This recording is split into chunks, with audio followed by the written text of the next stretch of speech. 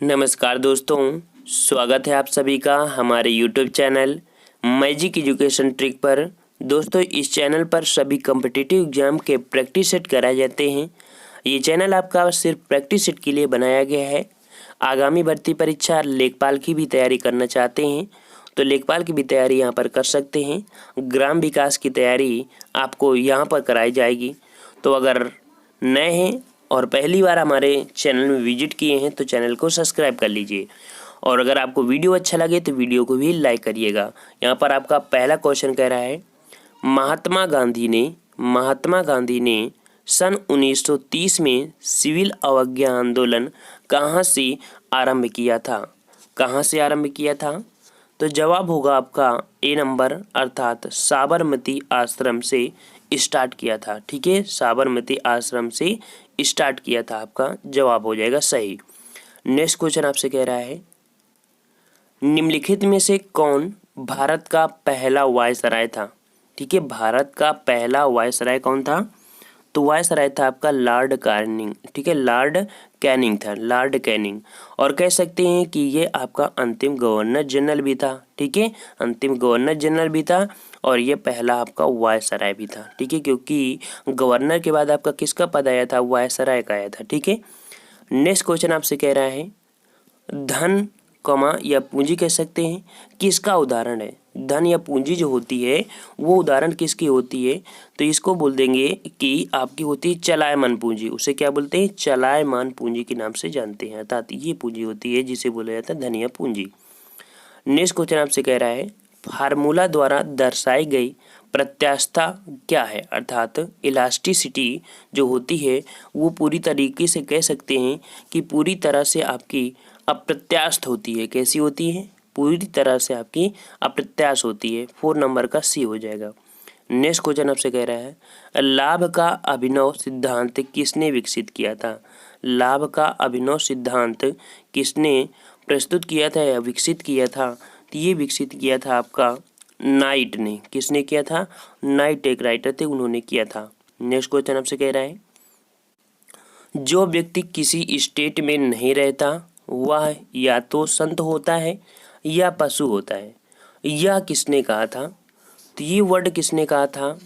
आपका जवाब होगा डी नंबर, अर्थात अरस्तु। अरस्तु ने कहा था जो व्यक्ति किसी स्टेट में नहीं रहता वह या तो संत होता है या तो पशु होता है। ठीक है, अरस्तु ने ये वर्ड कहा था। नेक्स्ट क्वेश्चन आपसे कह रहा है, भारत में आम चुनाव किस सिद्धांत पर होते हैं?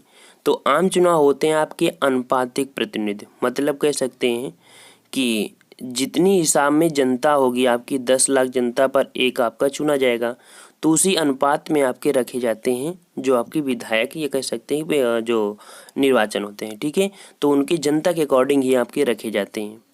नेक्स्ट क्वेश्चन आपसे कह रहा है, ब्रिटिश इंडिगो बागान मालिकों के अत्याचारों का वर्णन करने वाला प्रसिद्ध नाटक जो नील दर्पण है, तो नील दर्पण किसने लिखा है? नील दर्पण काफ़ी बार क्वेश्चन आपको पूछा है, तो नील दर्पण किसने लिखा है? 4 आपके ऑप्शन दिख रहा होगा और इसमें से जवाब होगा सी नंबर, दीनबंधु मित्रा। इन्होंने नील दर्पण का अच्छे से वर्णन किया है। वही नील की खेती के बारे में जो अंग्रेज लोग कराते थे। ठीक है, 3 कठिया के हिसाब में।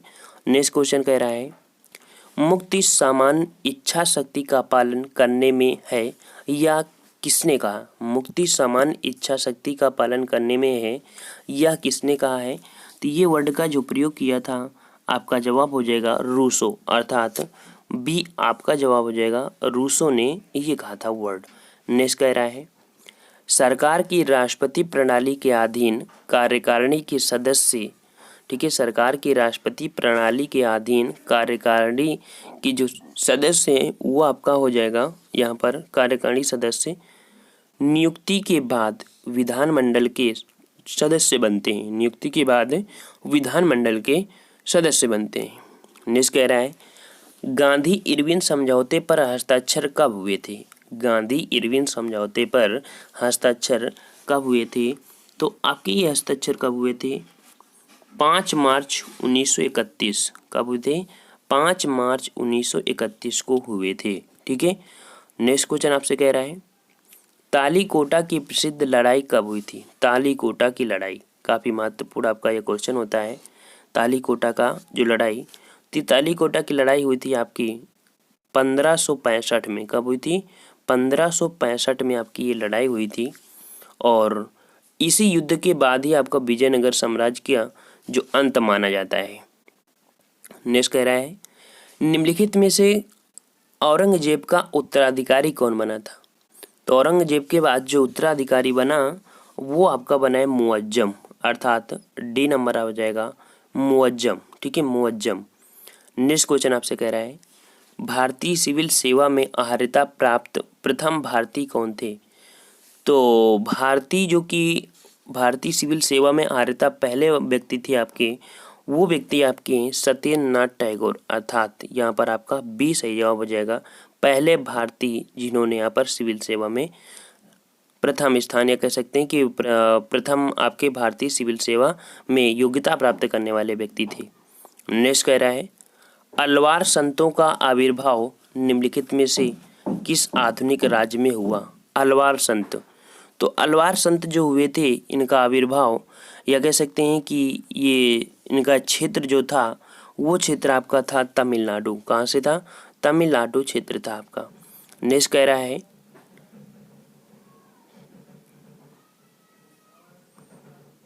चलिए क्वेश्चन कह रहा है, पेशावर किसके निकट है? पेशावर किसके निकट है? तो देखिए यहाँ पर पेशावर किसके निकट है, अर्थात यहाँ पर आपका जो दर्रा है तो आपका होगा खैबर दर्रा। खैबर दर्रा, ठीक है, मतलब कि खैबर दर्रा जो है वो अफगानिस्तान और पाकिस्तान के बॉर्डर में पड़ता है। ठीक है, वहीं पर आपका पेशावर हो जाएगा। नेक्स्ट कह रहा है, खासी और गारो किस राज्य की भाषाएं हैं? खासी और गारो, तो आपको पता होगा कि मेघालय जो है वहाँ पर 3 पहाड़ियाँ हैं, गारो, खासी, जयंतिया, वहीं की आपकी भाषा होंगी, वहीं की आपकी जनजाति भी होंगी। तो मेघालय की आपकी खासी और गारो क्या है? जनजातियाँ हैं, साथ में आपकी यहाँ पर भाषाएं भी हैं मेघालय की। ठीक है, मेघालय की। नेक्स्ट कह रहा है, सबरीमाला निम्नलिखित में से किस राज्य में स्थित है? तो सबरीमाला जो आपका है वो आपका है केरल में। अभी हाल ही में ये हाईलाइट में क्यों आया क्वेश्चन? क्योंकि सबरीमाला मंदिर में महिलाओं को जाने के लिए इजाज़त दे दी गई है, इस कारण आपका ये हाईलाइट में आया। देखा ना कि जो भी करंट आपका होता है उसको जीएस से संबंधित कर देते हैं। आज का करंट यही कहता है और आज की जीएस यही कहती है। नेक्स्ट कह रहा है, किस हिमालयी चोटी को सागर माथा भी कहते हैं? तो किस हिमालयी चोटी को सागर माथा कहते हैं? तो सागर माथा बोलते हैं आपको माउंट एवरेस्ट को। ठीक है, नेपाल में उसे बोलते हैं सागर माथा। ठीक है, हर जगह अलग अलग इसका नाम भी होता है। देखिए, किसी लोगों का मानना है, बहुत लोग ऐसे होते हैं कि सर इतना ईजी लेवल आपके एग्जाम में नहीं आता है।